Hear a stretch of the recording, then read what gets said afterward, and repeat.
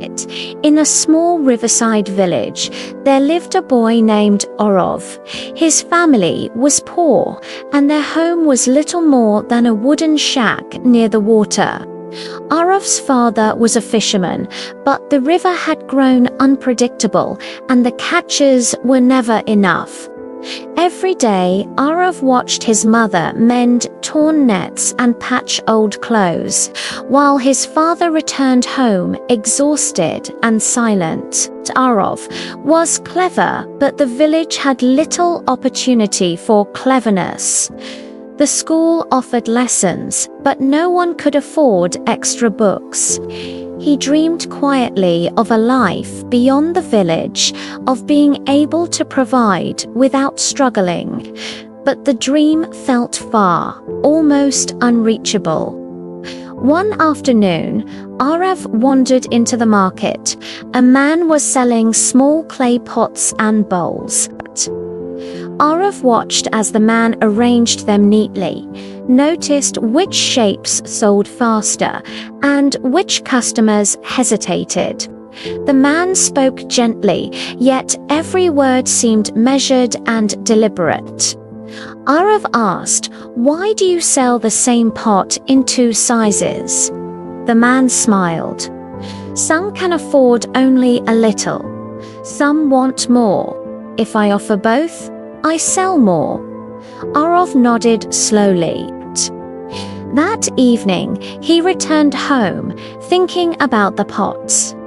He realized he had been living life like his family's meager nets, hoping for a big catch, but never noticing the small opportunities.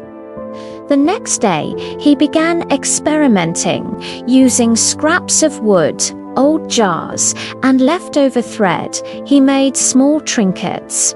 Nothing grand, simple toys, small decorative items. He carried them to the market and displayed them on a low table by the road.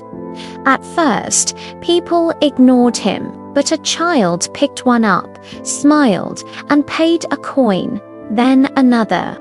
Each day, Arav learned which items drew attention, which colors, how should he arrange them.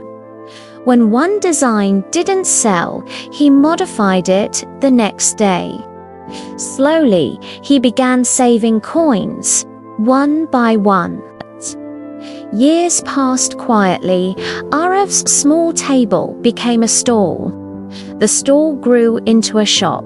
He hired a few helpers from the village, teaching them the lessons he had learned himself: patience, observation, and careful attention to small details. One evening, as Arav locked his shop, an old fisherman from the village approached. "I remember when you were a boy," he said. "You carried your little trinkets like treasure." "I never imagined this," Arav smiled. "It wasn't luck," he said. "It was noticing what others missed, and learning from every small step." He realized that his journey wasn't about sudden opportunities. It was about small actions, repeated consistently. Saving coins, observing customers, improving his craft, and never letting fear stop him from trying. Arav often thought back to the river, where he once stood watching his father struggle. Now he understood that life, like the river, could be unpredictable. But small, steady choices repeated every day could carve a path forward. And in the quiet of his shop, surrounded by the people he had helped employ, Arav learned the most important lesson: success doesn't arrive overnight. It begins with a single small step, taken patiently, again and again, and the courage to continue even when the river seems too wide to cross.